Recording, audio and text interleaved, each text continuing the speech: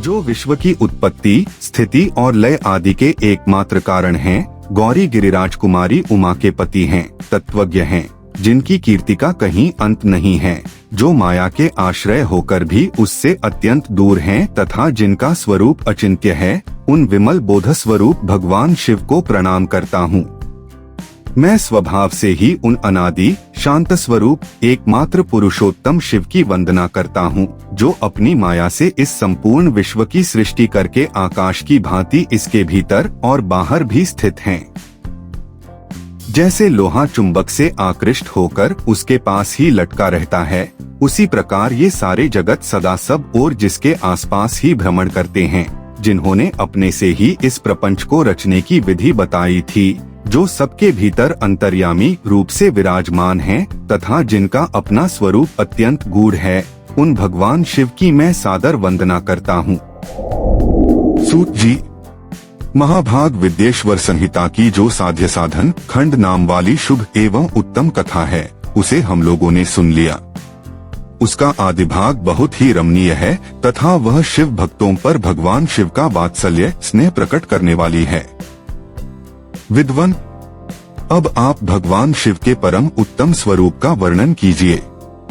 साथ ही शिव और पार्वती के दिव्य चरित्रों का पूर्ण रूप से श्रवण कराइए। हम पूछते हैं, निर्गुण महेश्वर लोक में सगुण रूप कैसे धारण करते हैं? हम सब लोग विचार करने पर भी शिव के तत्व को नहीं समझ पाते। सृष्टि के पहले भगवान शिव किस प्रकार अपने स्वरूप से स्थित होते हैं?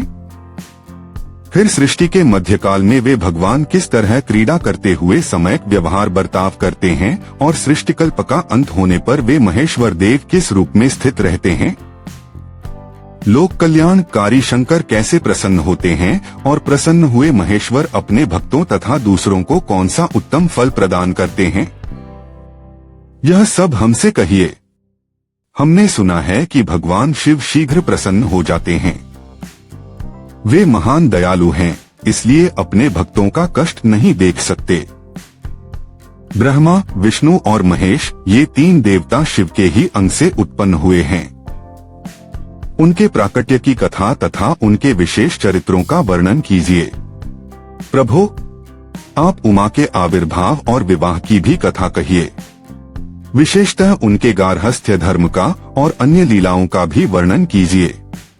निष्पाप सूत जी, हमारे प्रश्न के उत्तर में आपको ये सब तथा दूसरी बातें भी अवश्य कहनी चाहिए। मुनीश्वरों, आप लोगों ने बड़ी उत्तम बात पूछी है। भगवान सदाशिव की कथा में आप लोगों की जो आंतरिक निष्ठा हुई है, इसके लिए आप धन्यवाद के पात्र हैं। ब्राह्मणों, भगवान शंकर का गुणानुवाद सात्विक, राजस और तामस तीनों ही प्रकृति के मनुष्यों को सदा आनंद प्रदान करने वाला है। पशुओं की हिंसा करने वाले निष्ठुर कसाई के सिवा दूसरा कौन पुरुष उस गुणानुवाद को सुनने से ऊब सकता है? जिनके मन में कोई तृष्णा नहीं, ऐसे महात्मा पुरुष भगवान शिव के उन गुणों का गान करते हैं, क्योंकि वह गुणावली संसार रूपी रोग की दवा है, मन तथा कानों को प्रिय लगने वाली और संपूर्ण मनोरथों को देने वाली है। ब्राह्मणों, आप लोगों के प्रश्न के अनुसार मैं यथाबुद्धि प्रयत्न पूर्वक शिव लीला का वर्णन करता हूँ, आप आदर पूर्वक सुने। जैसे आप लोग पूछ रहे हैं, उसी प्रकार देवर्षि नारद जी ने शिवरूपी भगवान विष्णु से प्रेरित होकर अपने पिता से पूछा था। अपने पुत्र नारद का प्रश्न सुनकर शिव भक्त ब्रह्मा जी का चित्त प्रसन्न हो गया और वे उन मुनिशिरोमणि को हर्ष प्रदान करते हुए प्रेम पूर्वक भगवान शिव के यश का गान करने लगे। एक समय की बात है, मुनिशिरोमणि विप्रवर नारद जी ने, जो ब्रह्मा जी के पुत्र हैं, विनीत चित्त हो तपस्या में मन लगाया। हिमालय पर्वत में कोई एक गुफा थी जो बड़ी शोभा से संपन्न दिखाई देती थी। उसके निकट देवनदी गंगा निरंतर वेग पूर्वक बहती थी। वहां एक महान दिव्य आश्रम था जो नाना प्रकार की शोभा से सुशोभित था। दिव्यदर्शी नारद जी तपस्या करने के लिए उसी आश्रम में गए। उस गुफा को देखकर मुनिवर नारद जी बड़े प्रसन्न हुए और सुदीर्घ काल तक वहां तपस्या करते रहे। उनका अंतःकरण शुद्ध था। वे दृढ़ता पूर्वक आसन बांधकर मौन हो प्राणायाम पूर्वक समाधि में स्थित हो गए। ब्राह्मणों, उन्होंने वह समाधि लगाई जिसमें ब्रह्म का साक्षात्कार कराने वाला अहम ब्रह्मास्मि, मैं ब्रह्मा हूँ, यह विज्ञान प्रकट होता है। मुनिवर नारद जी जब इस प्रकार तपस्या करने लगे, उस समय यह समाचार पाकर देवराज इंद्र कांप उठे। वे मानसिक संताप से विह्वल हो गए। ये नारद मुनि मेरा राज्य लेना चाहते हैं, मन ही मन ऐसा सोचकर इंद्र ने उनकी तपस्या में विघ्न डालने के लिए प्रयत्न करने की इच्छा की। उस समय देवराज ने अपने मन से कामदेव का स्मरण किया। स्मरण करते ही कामदेव आ गए। महेंद्र ने उन्हें नारद जी की तपस्या में विघ्न डालने का आदेश दिया। यह आज्ञा पाकर कामदेव वसंत को साथ ले बड़े गर्व से उस स्थान पर गए और अपना उपाय करने लगे। उन्होंने वहां शीघ्र ही अपनी सारी कलाएं रच डाली। वसंत ने भी मदमत्त होकर अपना प्रभाव अनेक प्रकार से प्रकट किया। मुनिवरों, कामदेव और वसंत के अथक प्रयत्न करने पर भी नारद मुनि के चित्त में विकार नहीं उत्पन्न हुआ।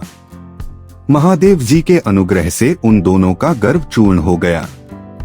शौनक आदि महर्षियों, ऐसा होने में जो कारण था उसे आदर पूर्वक सुनो। महादेव जी की कृपा से ही नारद मुनि पर कामदेव का कोई प्रभाव नहीं पड़ा। पहले उसी आश्रम में कामशत्रु भगवान शिव ने उत्तम तपस्या की थी और वहीं उन्होंने मुनियों की तपस्या का नाश करने वाले कामदेव को शीघ्र ही भस्म कर डाला था। उस समय रति ने कामदेव को पुनः जीवित करने के लिए देवताओं से प्रार्थना की। तब देवताओं ने समस्त लोकों का कल्याण करने वाले भगवान शंकर से याचना की। उनके याचना करने पर वे बोले, देवताओं, कुछ समय व्यतीत होने के बाद कामदेव जीवित तो हो जाएंगे, परंतु यहाँ उनका कोई उपाय नहीं चल सकेगा।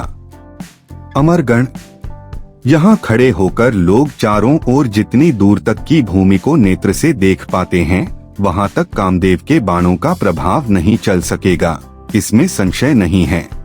भगवान शंकर की इस उक्ति के अनुसार उस समय वहाँ नारद जी के प्रति कामदेव का निजी प्रभाव मिथ्या सिद्ध हुआ।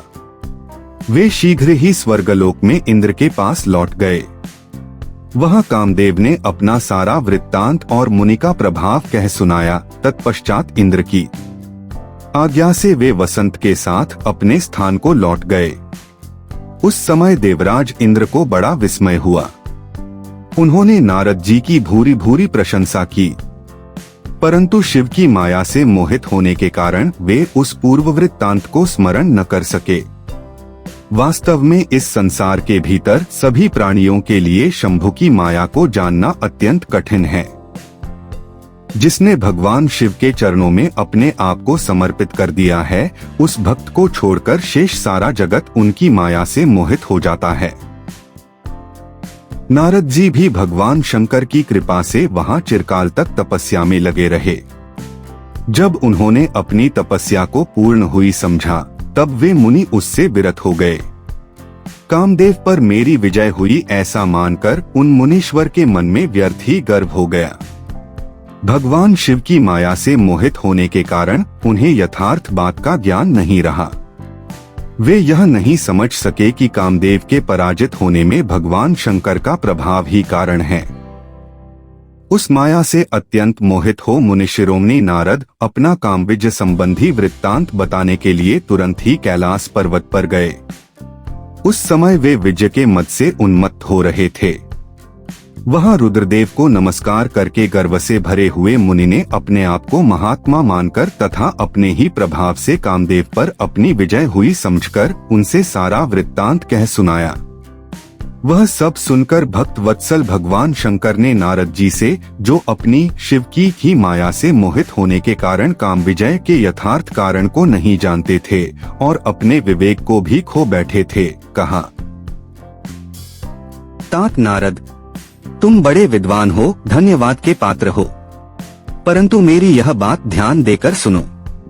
अब से फिर कभी ऐसी बात कहीं भी न कहना। विशेषतः भगवान विष्णु के सामने इसकी चर्चा कदापि न करना। तुमने मुझसे अपना जो वृत्तांत बताया है, उसे पूछने पर भी दूसरों के सामने न कहना। यह सिद्धि संबंधी वृत्तांत सर्वथा गुप्त रखने योग्य है, इसे कभी किसी पर प्रकट नहीं करना चाहिए। तुम मुझे विशेष प्रिय हो, इसीलिए अधिक जोर देकर मैं तुम्हें यह शिक्षा देता हूँ और इसे न कहने की आज्ञा देता हूँ, क्योंकि तुम भगवान विष्णु के भक्त हो और उनके भक्त होते हुए ही मेरे अत्यंत अनुगामी हो। इस प्रकार बहुत कुछ कहकर संसार की सृष्टि करने वाले भगवान रुद्र ने नारद जी को शिक्षा दी। अपने वृत्तांत को गुप्त रखने के लिए उन्हें समझाया बुझाया, परंतु वे तो शिव की माया से मोहित थे, इसलिए उन्होंने उनकी दी हुई शिक्षा को अपने लिए हितकर नहीं माना। तदंतर मुनिशिरोमणि नारद ब्रह्मलोक में गए। वहां ब्रह्मा जी को नमस्कार करके उन्होंने कहा, पिताजी, मैंने अपने तपोबल से कामदेव को जीत लिया है।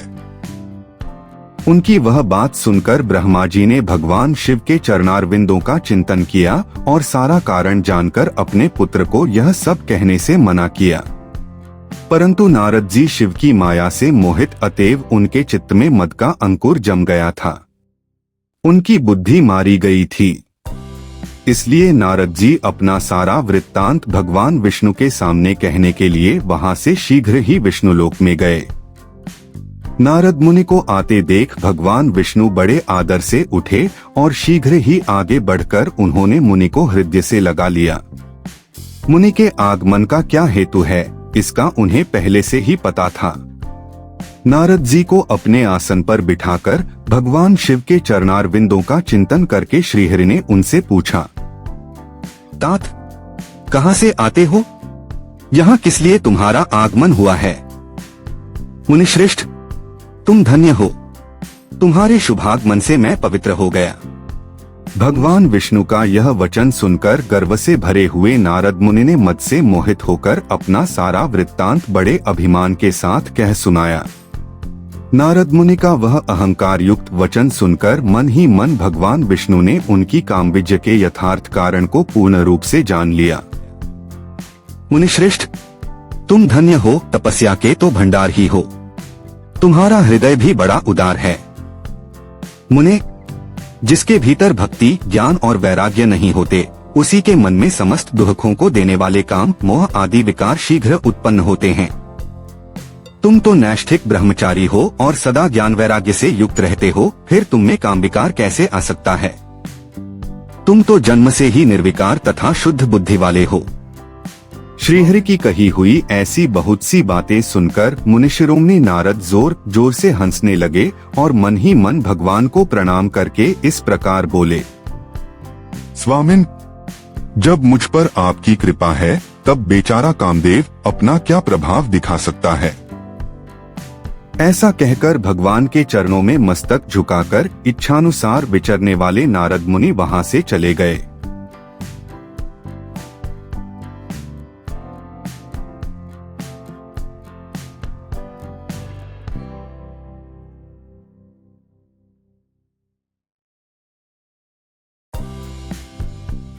इस कथा में भगवान शिव की महिमा, उनके स्वरूप और उनके मायापूर्ण लीलाओं का वर्णन है।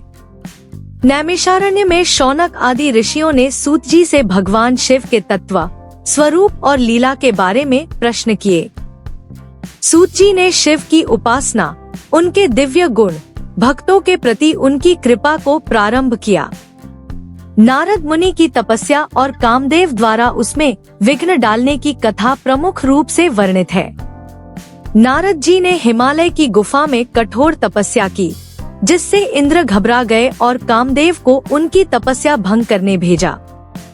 लेकिन शिव की कृपा से नारद कामदेव के प्रभाव से अडिग रहे। इससे कामदेव पराजित होकर लौट गया। तपस्या में सफल होकर नारद जी में अहंकार आ गया और वे अपनी काम विजय की कथा पहले भगवान शिव, फिर ब्रह्मा और विष्णु से कहने लगे। शिव ने उन्हें समझाया कि यह माया उनकी ही है, पर नारद माया में उलझकर नहीं माने। वत्स, यदि यह पुराण कथा तुम्हारे हृदय को स्पर्श करे तो इस ज्ञान यज्ञ को आगे बढ़ाओ। पुराण वाणी को सब्सक्राइब करो ताकि सतत रूप से तुम धर्म मार्ग पर अग्रसर हो सको। हर दिवस नूतन प्रसंग, नूतन प्रेरणा। हर हर हर महादेव।